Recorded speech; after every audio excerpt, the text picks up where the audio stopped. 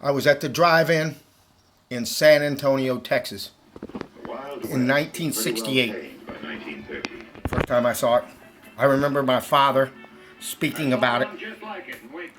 I don't remember any visual experience from the film.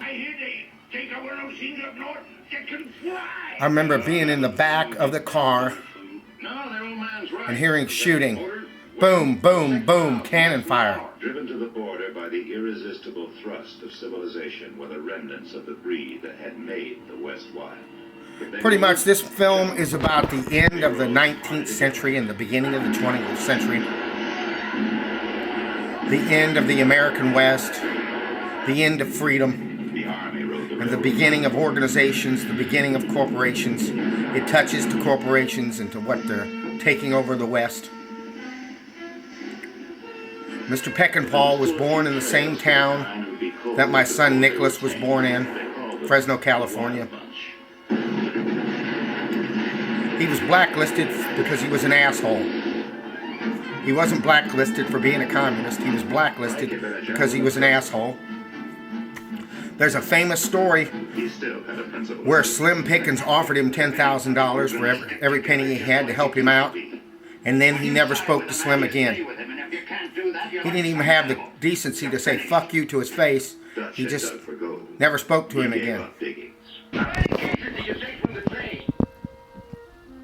At the time the movie was made, I said this already, there was more film dedicated to this movie than any other movie that had been made. 25 years after it had been made, it was still rated X because of the final scene, because of the violence of the final scene. I was going to use the final scene in my work, but I decided not to. The film starts out with kids burning ants, sacrificing ants. I think the point that Mr. Peckinpah was making is that we're all just ants. We're all just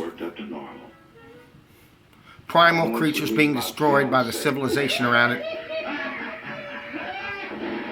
This film is about the ultimate sacrifice. This is a film about men who wouldn't compromise and who wanted to be themselves and who fought against the powers that be, and who, even though they were evil of themselves, they were free and they had positive traits, and they rebelled against what was going on, and they tried their best to make another world.